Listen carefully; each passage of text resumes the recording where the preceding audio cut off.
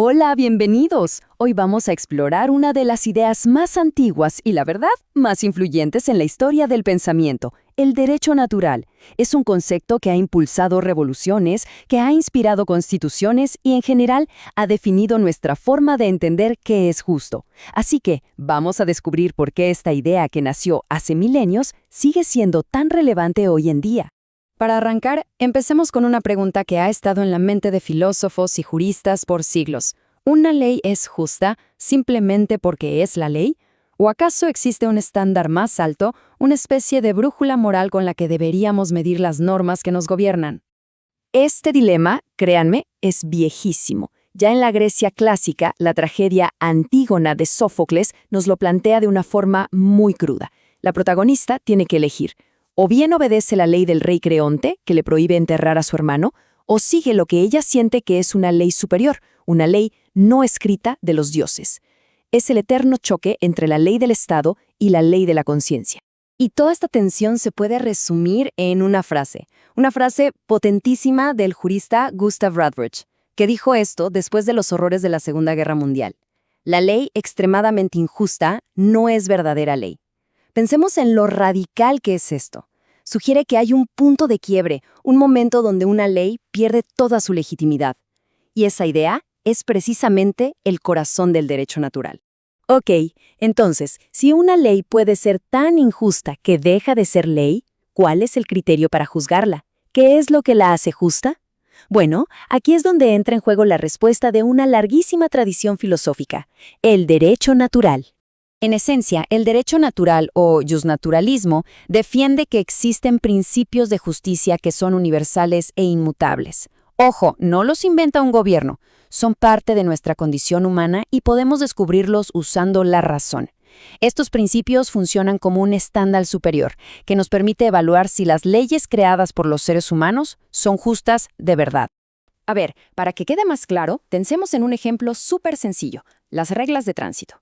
Un gobierno puede decidir si manejamos por la derecha o por la izquierda. Esa es una ley humana, una convención. Pero el principio que está detrás, o sea, la obligación de organizar el tráfico para proteger la vida, eso no es arbitrario. Es una exigencia que sale de la razón y del valor de la vida humana. Eso sería una obligación natural. Y aquí llegamos a la distinción clave, la diferencia entre derecho natural y derecho positivo. Como vemos, el natural se presenta como universal, basado en la justicia misma. El positivo, en cambio, es la ley concreta de una sociedad, la que está escrita y la que impone una autoridad. Para un justnaturalista, una ley positiva solo es válida si respeta el derecho natural. Pero para un positivista, la única ley que importa es la que fue creada formalmente, sin importar si es moral o no. Pasemos ahora a ver cómo se fue construyendo esta idea. Porque si existe una ley superior, la pregunta del millón es, ¿de dónde viene? Y la respuesta, como vamos a ver, ha cambiado muchísimo a lo largo de la historia. El fundamento de esta ley superior ha ido evolucionando. Podemos identificar tres grandes etapas. Primero, la antigüedad grecorromana, que la encontró en el cosmos. Luego, la era medieval, que la encontró en Dios. Y finalmente, la Ilustración, que la ubicó en la razón humana. En la antigüedad, pensadores como el romano Cicerón o los filósofos estoicos veían la ley natural en el orden racional del universo, en el logos.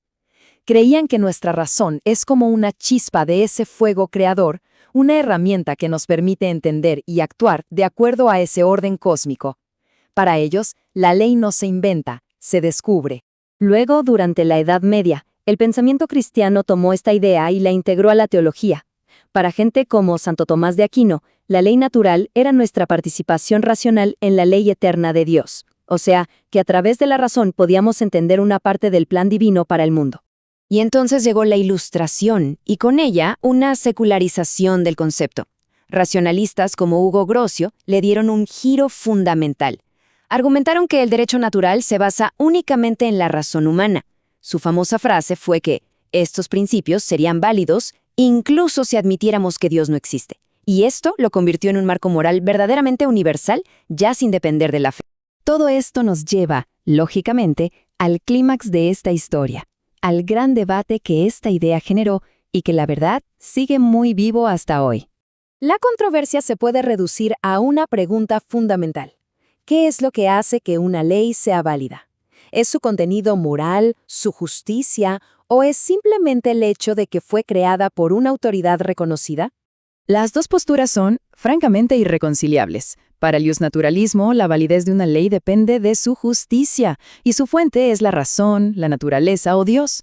Para el positivismo, en cambio, la validez depende solo de si fue creada por la autoridad competente. Su fuente es el Estado. Es el eterno debate entre la justicia y el procedimiento. Y ojo, que esto no es una discusión teórica, para nada. Este debate nos obliga a enfrentar preguntas muy reales. ¿Debemos obedecer una ley que consideramos profundamente inmoral? ¿Existen derechos universales que ningún gobierno nos puede quitar? Y al final del día, ¿es lo legal lo mismo que lo moral? Entonces, el punto crucial es, ¿por qué nos importa este debate de siglos hoy en día?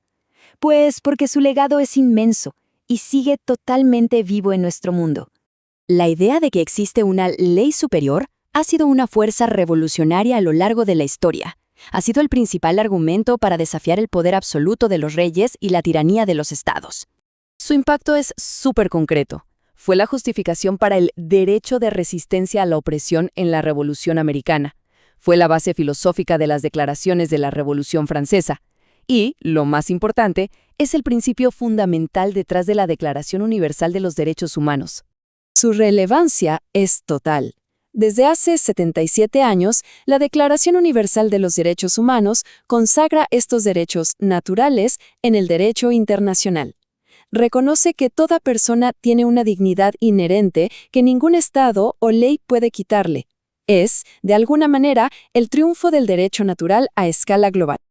Así que volvemos a la pregunta inicial, pero con una perspectiva mucho más amplia. En nuestro mundo, tan complejo y cambiante, ¿sigue siendo necesario apelar a una ley superior para juzgar nuestras propias leyes? ¿Necesitamos un estándar de justicia que vaya más allá de las fronteras y los gobiernos? Si algo nos enseña la historia, desde Antígona hasta hoy, es que esa búsqueda de justicia universal es una constante humana, y quizás, también, una necesidad.